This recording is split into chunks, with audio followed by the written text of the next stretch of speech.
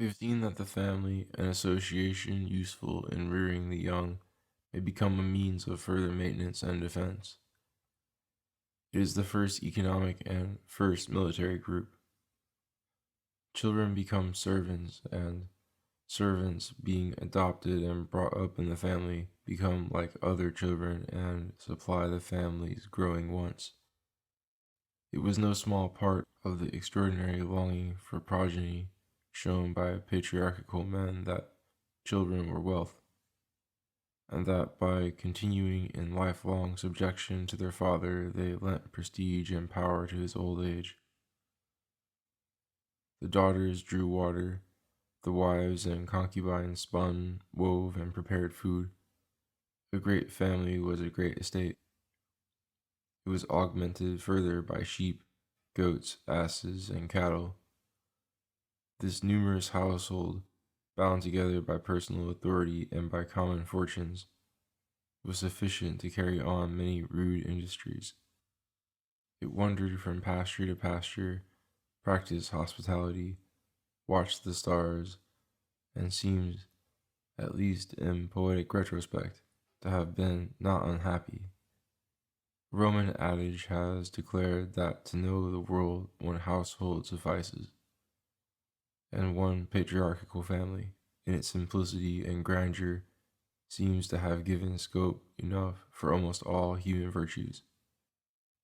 And those early men, as Vico says, were sublime poets. Nevertheless, such a condition can only subsist in deserts where those who try to till the soil cannot grow strong enough to maintain themselves against marauding herdsmen. Whenever agriculture yields better returns and makes the husbandman rich enough to support a protector, patriarchal life disappears. The fixed occupation of land turns a tribe into a state. Plato has given the classic account of such a passage from idyllic to political conditions. Growth in population and in requirements forces an Arcadian community to encroach upon its neighbors.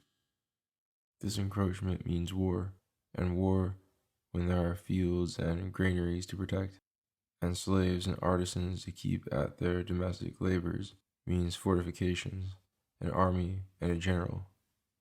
And to match the army in the field, another must be maintained at home, composed of judges, priests, builders, cooks, barbers, and doctors. Such is the inception of what, in the literal sense of the word, may be called civilization.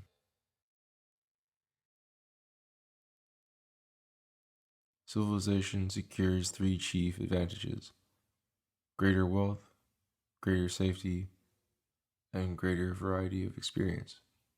Whether, in spite of this, there is a real, that is, a moral, advance is a question impossible to answer offhand, because wealth, safety, and variety are not absolute goods, and their value is great or small according to the further values they may help to secure.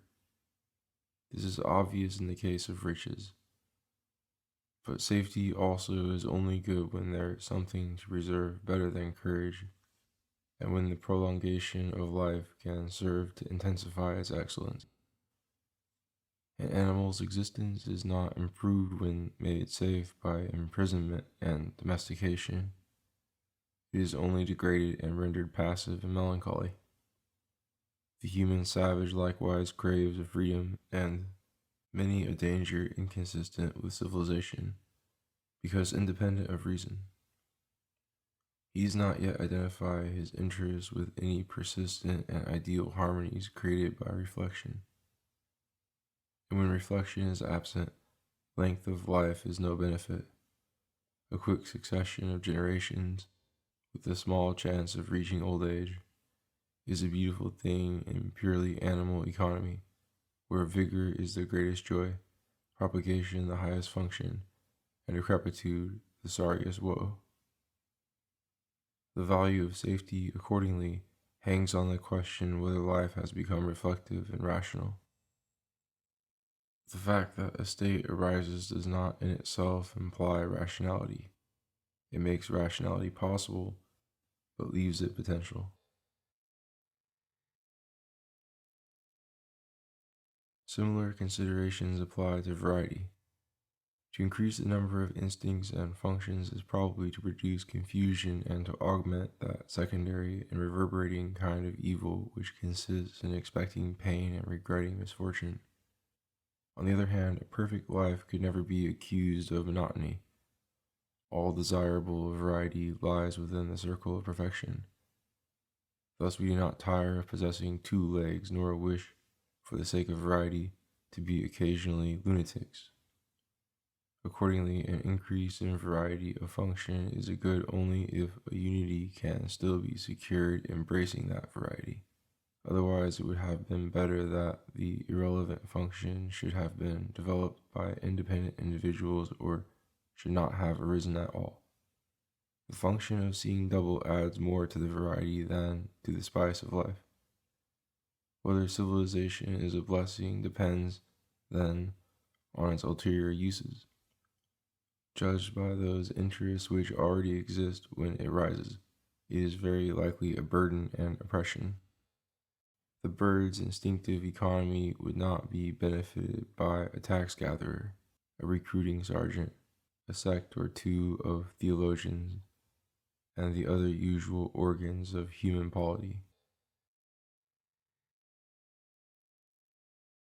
For the life of reason, however, civilization is a necessary condition.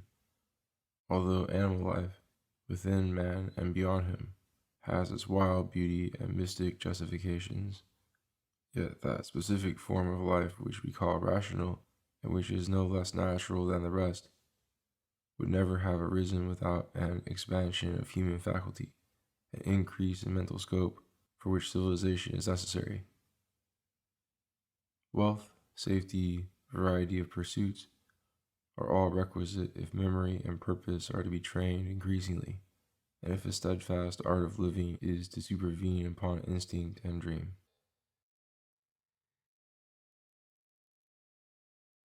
Wealth is itself expressive of reason, for it arises whenever men, instead of doing nothing or beating about casually in the world, take to gathering fruits of nature which they may have uses for in future, or fostering their growth, or actually contriving their appearance. Such is man's first industrial habit, seen in grazing, agriculture, and mining.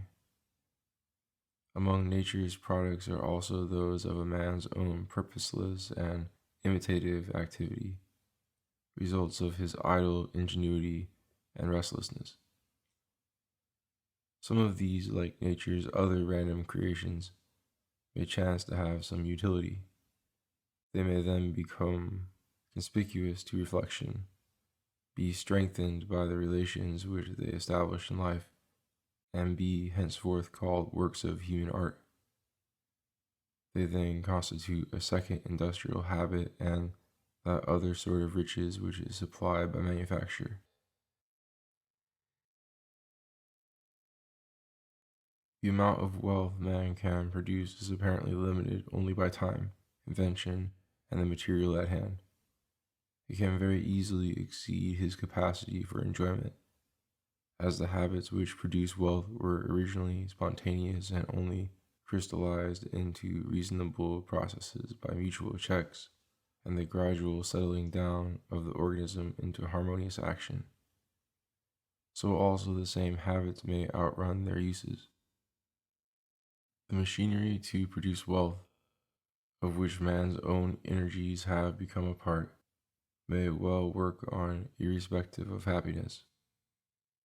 Indeed, the industrial ideal would be an international community with universal free trade, extreme division of labor, and no unproductive consumption. Such an arrangement would undoubtedly produce a maximum of riches, and any objections made to it, if intelligent, must be made on other than universal economic grounds. Free trade may be opposed, for instance, while patriotism takes the invidious form of jealousy, and while peace is not secure, on the ground that it interferes with vested interests and settled populations, or with national completeness and self sufficiency, or that absorption in a single industry is unfavorable to intellectual life. The latter is also an obvious objection to any great division of labor, even in liberal fields, while any man with a tender heart and traditional prejudices might hesitate to condemn the irresponsible rich to extinction, together with all paupers, mystics, and old maids living on annuities. Such attacks on industrialism, however, are mere skirmishes and express prejudices of one sort or another. The formidable judgment industrialism has to face is that of reason, which demands that the increase and specification of labor be justified by benefits somewhere actually realized and integrated in individuals. Wealth must justify itself in happiness. Someone must live better for having produced or enjoyed these possessions, and he would not live better, even granting that the possessions were in themselves advantages, if these advantages were bought at too high a price and removed other greater opportunities or benefits. The Bella must not sit so long prinkling before the glass as to miss the party, and man must not work so hard and burden himself with so many cares as to have no breath or interest left for things free and intellectual. Work and life too often are contrasted and complementary things, but they would not be contrasted nor even separable if work were not servile. For of course man can have no life save in occupation and in the exercise of his faculties. Contemplation itself can deal only with what practice contains or discloses. But the pursuit of wealth is the pursuit of instruments. The division of labor, when extreme, does violence to natural genius and obliterates natural distinctions in capacity. What is properly called industry is not art or self-justifying activity, but on the contrary a distinctly compulsory and merely instrumental labor, which if justified at all must be justified by some ulterior advantage which it secures. In regard to such instrumental activities, the question is always pertinent whether they do not produce more than is useful or prevent the exercise of something that is intrinsically good.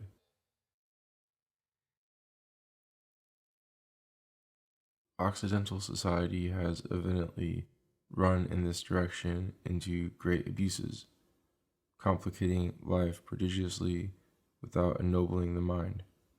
It has put into rich men's hands faculties and luxuries which they trifle with without achieving any dignity or true magnificence in living,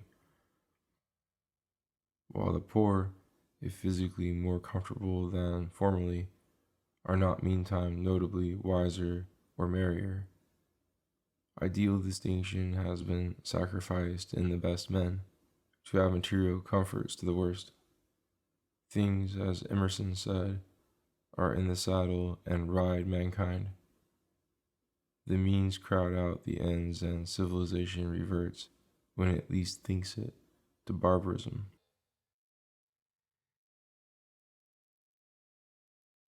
The acceptable side of industrialism, which is supposed to be inspired exclusively by utility, is not utility at all, but pure achievement. If we wish to do such an age justice, we must judge it as we should a child and praise its feats without inquiring after its purposes. That is, its own spirit, a spirit dominant at the present time, particularly in America, where industrialism appears most free from alloy. There is a curious delight in turning things over, changing their shape, discovering their possibilities. making of them some new contrivance. Use in these experimental minds, as in nature, is only incidental. There is an irrational creative impulse, a zest in novelty, in progression, in beating the other man, or, as they say, in breaking the record. There is also a fascination in seeing the world unbosom itself of ancient secrets, obey man's coaxing, and take on unheard of shapes. The highest building, the largest steamer, the fastest train, the book reaching the widest circulation have, in America, a clear title of respect. When the just functions of these things are as yet not discriminated, the superlative in any direction seems naturally admirable. Again, many possessions, if they do not make a man better, are at least expected to make his children happier. And this pathetic hope is behind many exertions. An experimental materialism, spontaneous and divorced from reason and from everything useful, is also confused in some minds with traditional duties, and a school of popular hierophants is not lacking that turns it into a sort of religion and perhaps calls it idealism. Impulse is more visible in all this than purpose, imagination more than judgment. But it is pleasant for the moment to abound in invention and effort and to let the future cash the account.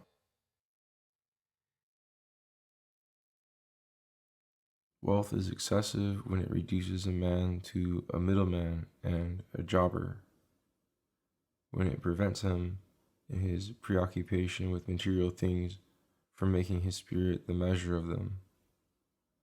There are Nibelungen who toil underground over a gold they will never use, and in their obsession with production begrudge themselves all holidays, all concessions to inclination, to merriment, to fancy. Nay, they would even curtail as much as possible the free years of their youth, when they might see the blue, before rendering up their souls to the Leviathan. Visible signs of such unreason soon appear in the relentless and hideous aspect which life puts on, for those instruments which somehow emancipate themselves from their uses soon become hateful. In nature, irresponsible wildness can be turned to beauty, because every product can be recomposed into some abstract manifestation of force or form. But the monstrous in man himself and in his works immediately offends, for here everything is expected to symbolize its moral relations. The irrational in the human has something about it altogether repulsive and terrible, as we see in the maniac, the miser, the drunkard, or the ape. A barbaric civilization, built on blind impulse and ambition, should fear to awaken a deeper detestation than could ever be aroused by those more beautiful tyrannies, chivalrous or religious, against which past revolutions have been directed. Both the sordidness and the luxury which industrialism may involve could be remedied, however, by a better distribution of the product.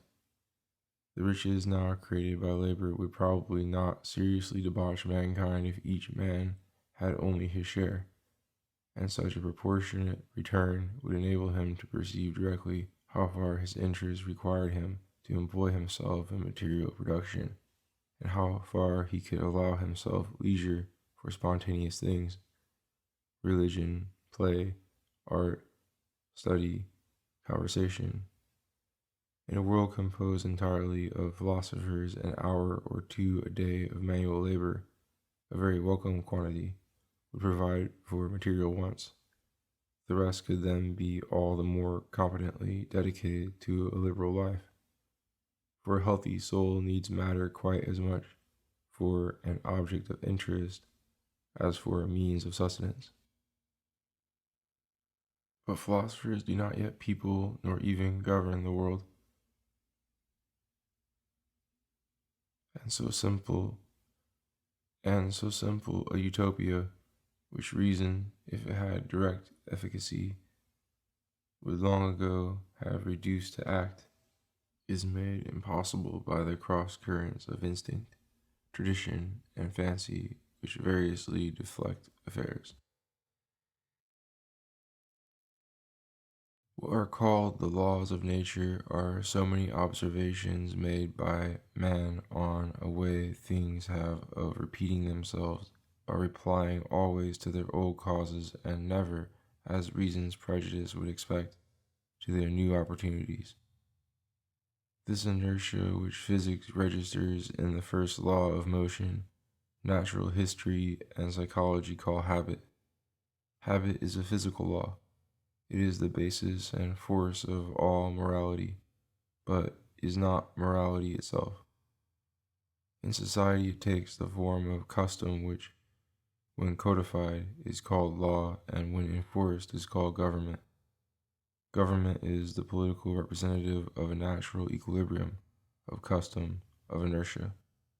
It is by no means a representative of reason, but like any mechanical complication, it may become rational, and many of its forms and operations may be defended on rational grounds. All natural organisms, from protoplasm to poetry, can exercise certain ideal functions and symbolize in their structure certain ideal relations.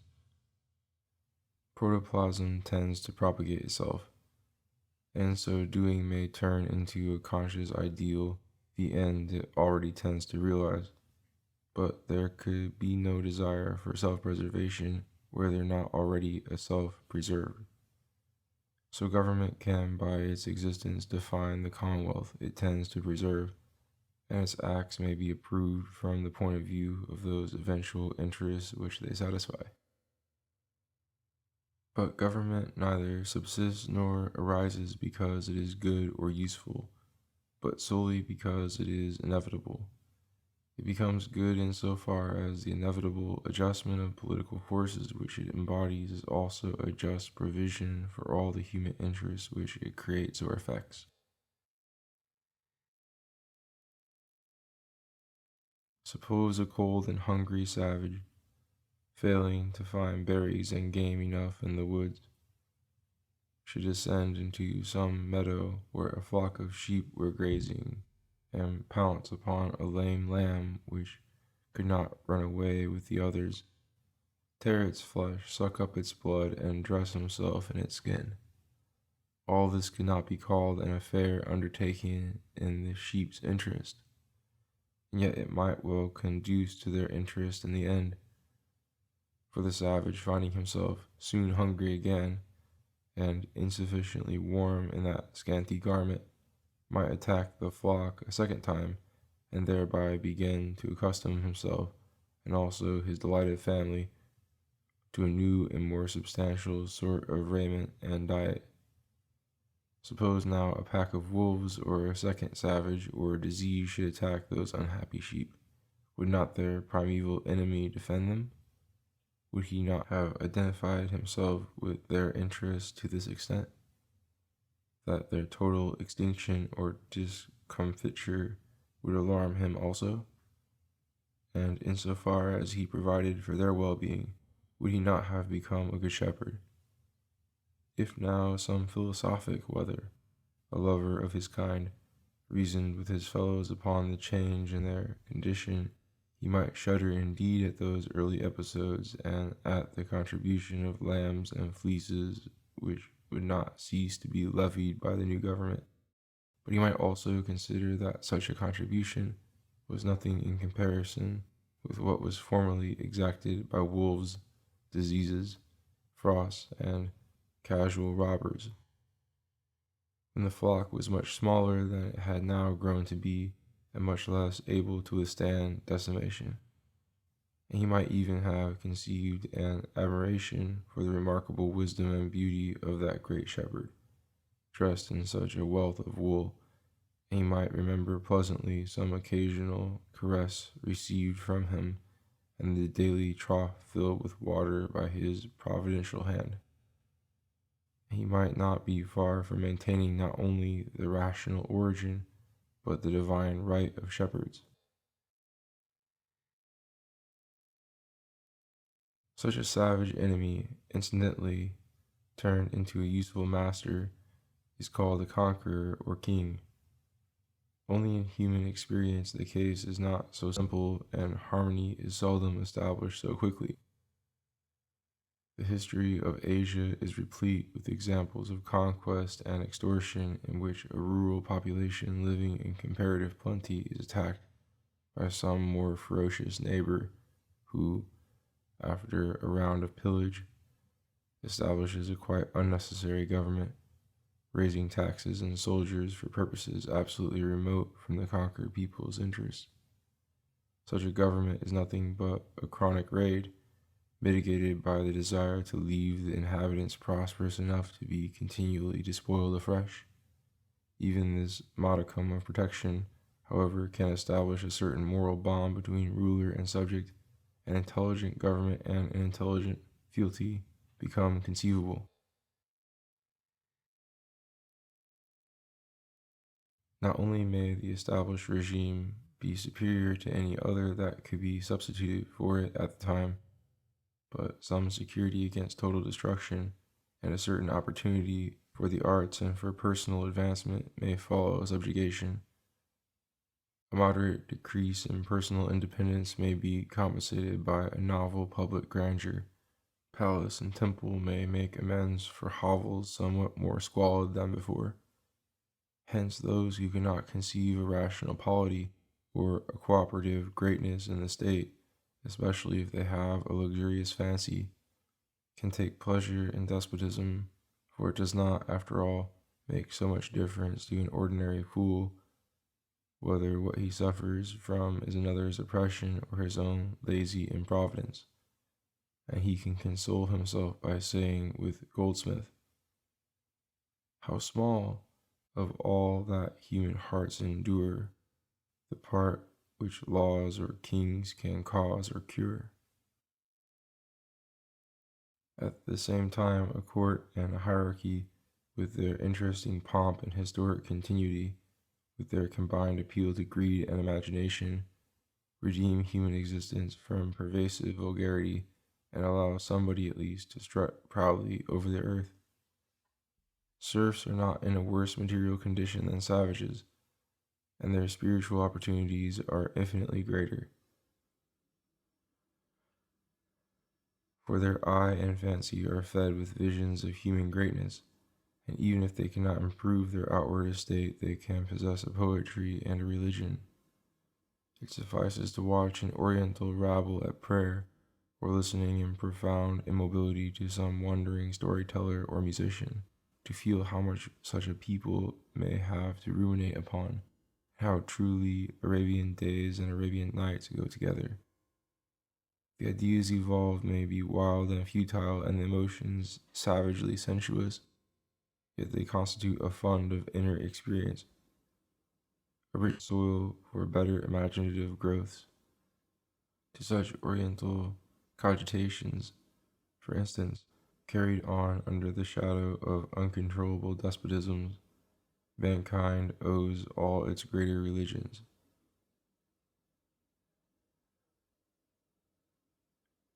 A government's origin has nothing to do with its legitimacy, that is, with its representative operation.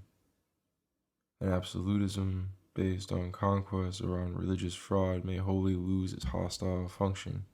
It may become the nucleus of a national organization expressing justly enough the people's requirements. Such a representative character is harder to attain when the government is foreign, for diversity in race, language, and local ties makes the ruler less apt involuntarily to represent his subjects. His measures must subserve their interests intentionally, out of sympathy, policy, and a sense of duty, virtues which are seldom efficacious for any continuous period. A native government, even if based on initial outrage, can more easily drift into excellence, for when a great man mounts the throne, he has only to read his own soul and follow his instinctive ambitions in order to make himself the leader and spokesman of his nation. And Alexander and Alfred, a Peter the Great, are examples of persons who, with varying degrees of virtue, were representative rulers. Their policy, however irrationally inspired, happened to serve their subjects and the world. Besides, a native government is less easily absolute. Many influences control the ruler in his aims and habits, such as religion, custom, and the very language he speaks, by which praise and blame are assigned automatically to the objects loved or hated by the people. He cannot, unless he be an intentional monster, oppose himself wholly to the common soul.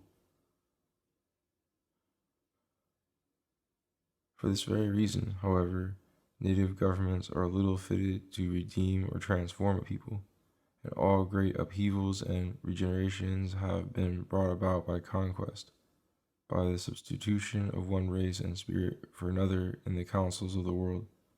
What the Orient owes to Greece, the Occident to Rome, India to England, Native America to Spain, is a civilization incomparably better than that which the conquered people could ever have provided for themselves.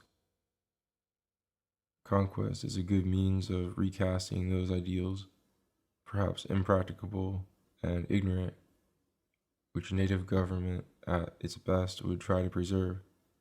Such inapt ideals, it is true, would doubtless remodel themselves if they could be partly realized. Progress from within is possible, otherwise no progress would be possible for humanity at large.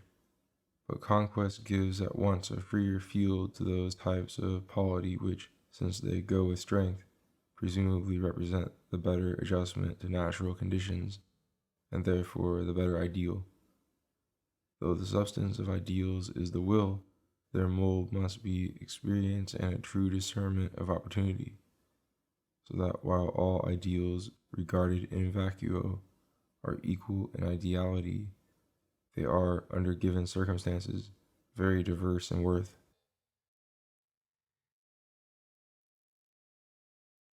When not founded on conquest, which is the usual source of despotism, government is ordinarily based on traditional authority vested in elders or patriarchal kings. This is the origin of the classic state and of all aristocracy and freedom. The economic and political unit is a great household with its lord, his wife and children, clients and slaves. In the interstices of these households there may be a certain floating residuum. Freedmen, artisans, merchants, strangers. These people, while free, are without such rights as even slaves possess. They have no share in the religion, education, and resources of any established family. For purposes of defense and religion, the heads of houses gather together in assemblies, elect or recognize some chief, and agree upon laws, usually little more than extant customs regulated and formally sanctioned. Such a state tends to expand in two directions.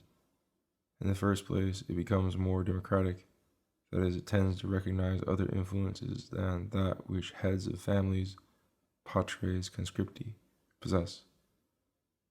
The people without such fathers, those who are not patricians, also have children and come to imitate on a smaller scale the patriarchal economy. These plebeians are admitted to citizenship, but they have no such religious dignity and power in their little families as the patricians have in theirs. They are scarcely better than loose individuals, representing nothing but their own sweet wills.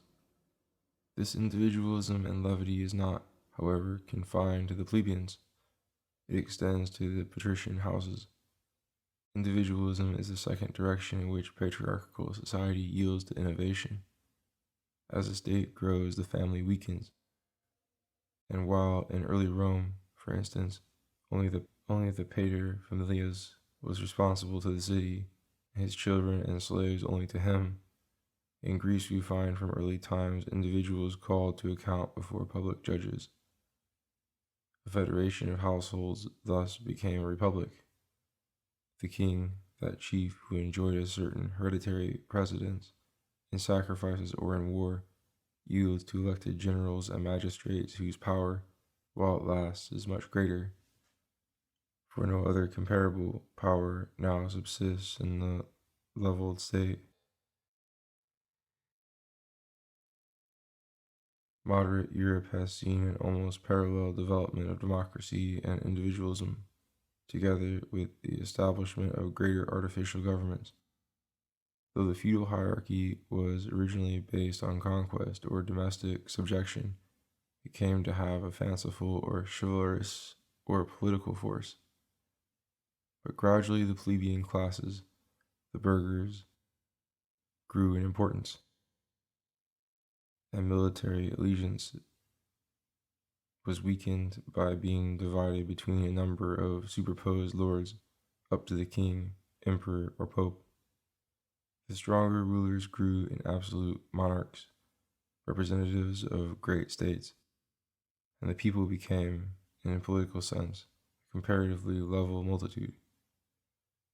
Where parliamentary government was established, it became possible to subordinate or exclude the monarch and his court, but the government remains an involuntary institution, and the individual must adapt himself to its exigencies.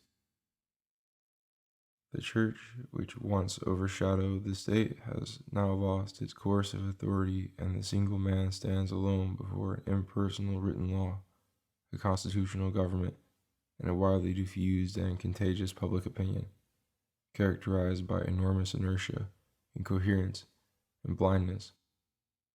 Contemporary national units are strongly marked and stimulate, on occasion, a perfervid artificial patriotism, but they are strangely unrepresentative of either personal or universal interests and may yield in turn to new combinations if the industrial and intellectual solidarity of mankind, every day more obvious, ever finds a fit organ to express and to defend it.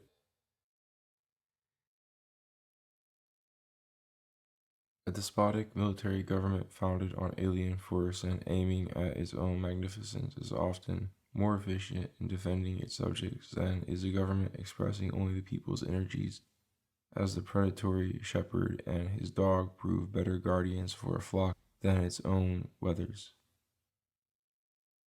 The robbers that, at their first incursion, brought terror to merchant and peasant may become almost immediately representative organs of society, an army and a judiciary. Disputes between subjects are naturally submitted to the invader, under whose laws and goodwill alone a practical settlement can now be effected. And this alien tribunal, being exempt from local prejudices and interested in peace that taxes may be undiminished, may administer a comparatively impartial justice until corrupted by bribes.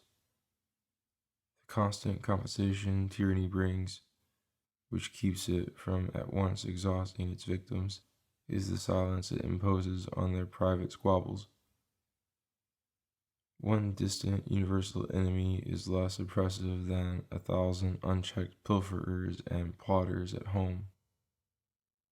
For this reason, the reader of ancient history so often has occasion to remark what immense prosperity Asiatic provinces enjoyed between the periods when their successive conquerors devastated them. They flourished exceedingly the moment peace and a certain order were established in them. Tyranny not only protects the subject against his kinsmen, thus taking on the functions of law and police, but it also protects him against military invasion, and thus takes on the function of an army. An army, considered ideally, is an organ for the state's protection, but it is far from being such in its origin, since at first an army is nothing but a ravenous and lusty horde quartered in a conquered country. Yet the cost of such an incubus may come to be regarded as an insurance against further attack, and so what is in its real basis an inevitable burden resulting from a chance balance of forces may be justified in afterthought as a rational device for defensive purposes. Such an ulterior justification has nothing to do, however, with the causes that maintain armies or military policies, and accordingly those virginal minds that think things originated in the uses they may have acquired have frequent cause to be pained and perplexed at the abuses and overdevelopment of militarism. An insurance capitalized may exceed the value of the property insured, and the drain caused by armies and navies may be much greater than the havoc they prevent.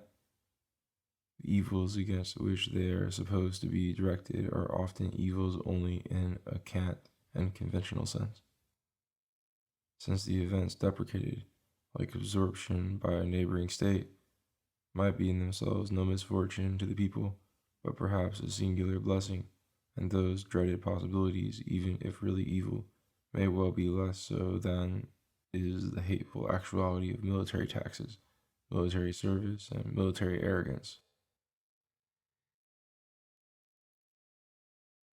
Nor is this all. The military classes, since they inherit the blood and habits of conquerors, naturally love war, and their irrational combativeness is reinforced by interest.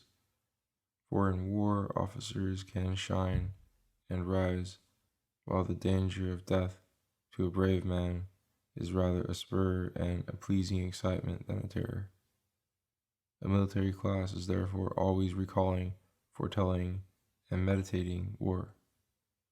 It fosters artificial and senseless jealousies toward other governments that possess armies, and finally, as often as not, it precipitates disaster by bringing about the objectless struggle on which it has set its heart.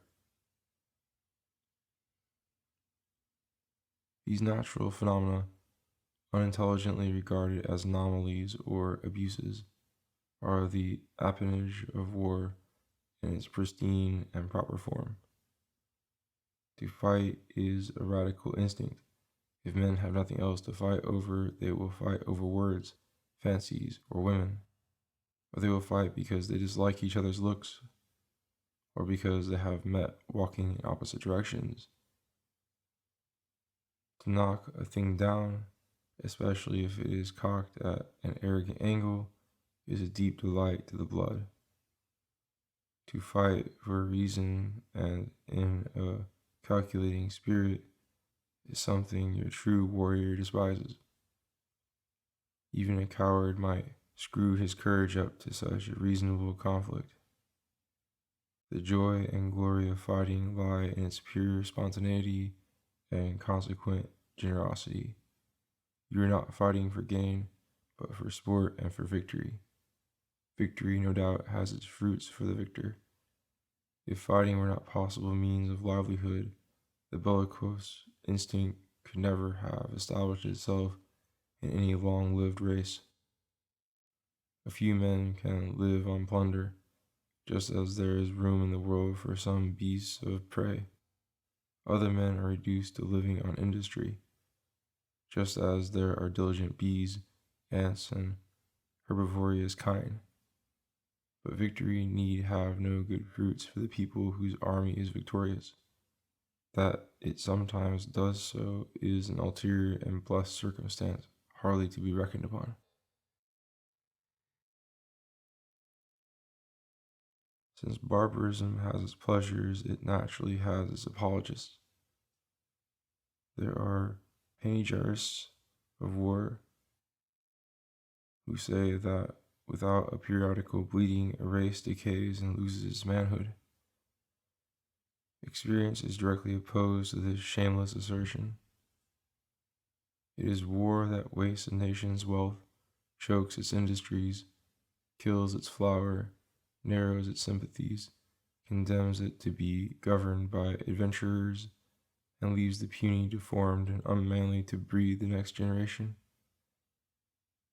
Internecine war, foreign and civil, brought about the greatest setback which the life of reason has ever suffered. It exterminated the Greek and Italian aristocracies.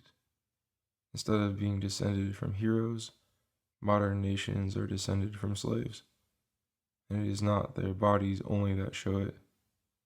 After a long peace, if the conditions of life are propitious, we observe a people's energies bursting their barriers.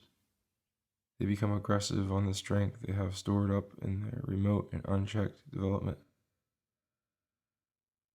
It is the unmutilated race, fresh from the struggle with nature, in which the best survive, while in war it is often the best that perish, that descends victoriously into the arena of nations and conquers disciplined armies at the first blow, becomes the military aristocracy of the next epoch, and is itself ultimately sapped and decimated by luxury and battle, and merged at last into the ignoble conglomerate beneath. Then, perhaps in some other virgin country, a genuine humanity is again found, capable of victory because unbled by war. To call war the soil of courage and virtue is like calling debauchery the soil of love. Military institutions, adventitious and ill-adapted excrescences as they usually are, can acquire rational values in various ways. Besides occasional defense, they furnish a profession congenial to many, and a spectacle and emotion interesting to all. Blind courage is an animal virtue indispensable in a world full of dangers and evils where a certain insensibility and dash are requisite to skirt the precipice without vertigo. Such animal courage seems therefore beautiful rather than desperate or cruel, and being the lowest and most instinctive of virtues, it is the one most widely and sincerely admired. In the form of steadiness under risks rationally taken, and perseverance so long as there is a chance of success, courage is a true virtue, but it ceases to be one when the love of danger, a useful passion when danger is unavoidable, begins to lead men into evils which it was unnecessary to face. Bravado, provocativeness, and a gambler's instinct, with the love of hitting hard for the sake of exercise, is a temper which ought already to be counted among the vices rather than the virtues of man. To delight in war is a merit in the soldier, a dangerous quality in the captain, and a positive crime in the statesman. Discipline, or the habit of obedience, is a better sort of courage which military life also requires. Discipline is the acquired faculty of surrendering an immediate personal good for the sake of a remote and impersonal one of greater value. This difficult wisdom is made easier by training in an army, because the great forces of habit, example, and social suasion are there enlisted in its service. But these natural aids make it lose its conscious rationality, so that it ceases to be a virtue except potentially. For to resist an impulse by force of habit or external command may or may not be to follow the better course. Besides fostering these rudimentary virtues, the army gives the nation's soul its most festive and flaunting embodiment. Popular heroes, stirring episodes, obvious turning points in history commonly belong to military life.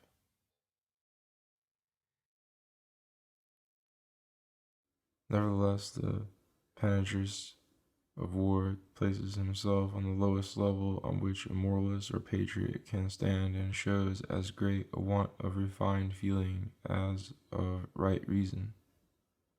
For the glories of war are all blood-stained, delirious, and infected with crime. The combative instinct is a savage prompting by which one man's good is found in another's evil. The existence of such a contradiction in the moral world is the original sin of nature, whence flows every other wrong. He is a willing accomplice of that perversity in things who delights in another's discomfiture or in his own, and craves the blind tension of plunging into danger without reason or the idiot's pleasure in facing a pure chance.